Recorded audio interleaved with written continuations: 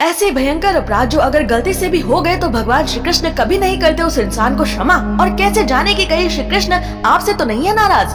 राधे राधे दोस्तों, श्री कृष्ण से ज्यादा दयालु अनंत कोटि ब्रह्मांडों में कोई नहीं है। गीता में श्री कृष्ण वादा करते हैं कि वो अपनी शरण में आए हर जीव के करोड़ों महाभयंकर अपराध एक पल में मिटा देते हैं। पर कुछ अपराध ऐसे भी हैं जो बन जाए तो फिर श्री कृष्ण भी ऐसे व्यक्ति को कभी स्वीकार नहीं करते। इनमें पहला है ऐसा इंसान जो श्री कृष्ण पर विश्वास नहीं रखता, उन्हें देवता मानता है या उन्हें जानता नहीं है, ना उनकी पूजा करता है। उसके सामने श्री कृष्ण की लीला सुनाना, उसके सामने श्री कृष्ण और उनके नाम को जपने की महिमा बताना, ये नाम अपराध है। दूसरा है वैष्णवों, संतों या किसी भक्त की ठाकुर सेवा की निंदा करना। चाहे आपके पास कितने भी अच्छे धन संसाधन हो, किसी और की भक्ति या सेवा पद्धति पर प्रश्न कभी ना करें। श्री कृष्ण उनके साथ जैसे भी हैं खुश हैं, तभी उनके घर पर वास कर रहे हैं। श्री कृष्ण जिससे खुश ना हो उनके घर वास करने विग्रह के रूप में कभी नहीं आते। अगर गलती से आपसे ये अपराध हो जाए तो तुरंत उस भक्त से माफी मांगे। जब तक वो भक्त आपको माफ नहीं करते ये पाप आपके ऊपर से नहीं उतर सकता।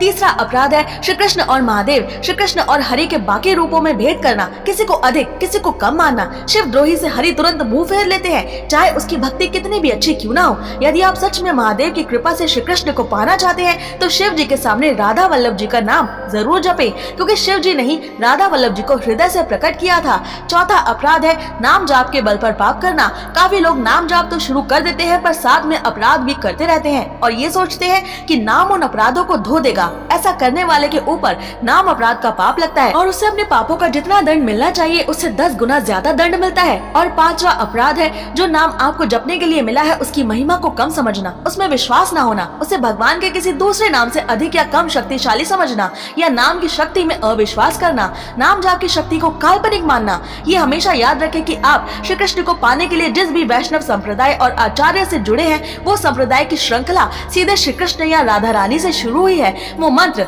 वो नाम सीधे राधा कृष्ण के द्वारा पीढ़ी दर पीढ़ी गोलोक से धरती पर आप तक आया है। इसलिए अगर आप किसी वैष्णव संप्रदाय से नहीं जुड़ रहे, किसी आचार्य या गुरु को स्वीकार नहीं करे और नाम जाप नहीं करे तो श्री कृष्ण कभी आपकी तरफ नहीं देखेंगे, क्योंकि गुरु की परंपरा और नाम ही श्री कृष्ण को हमारी तरफ खींचता है और हमें गोलोक पहुंचाता है। अगर इन पापों में से कोई एक पाप भी बन जाए तो श्री कृष्ण उस इंसान से रूठ जाते हैं। और श्री कृष्ण रूठ गए हैं ये जानने का सबसे आसान तरीका है कि नाम जाप करने का, श्री कृष्ण की लीलाएं सुनने का, उनकी कथाएं सुनने या पढ़ने का मन करना ही अपने आप बंद हो जाता है। आप चाहकर भी श्री कृष्ण की सेवा नहीं कर पाते, चाहे वो आपके घर में विराजमान हो, या तो श्री कृष्ण आपको इतना व्यस्त कर देते हैं कि आपको समय ही नहीं मिलता, या श्री कृष्ण आपको अपने पास बुलाते ही नहीं। संसार में मन ज्यादा लगने लगता है, खाना पीना सोना घूमना, स्त्री पुरुषों के प्रति मोह आकर्षण ज्यादा बढ़ने लगता है। ऐसा होने लगे तो सावधान हो जाएं और रोकर क्षमा मांगे, उपवास और नाम जाप जरूर करें।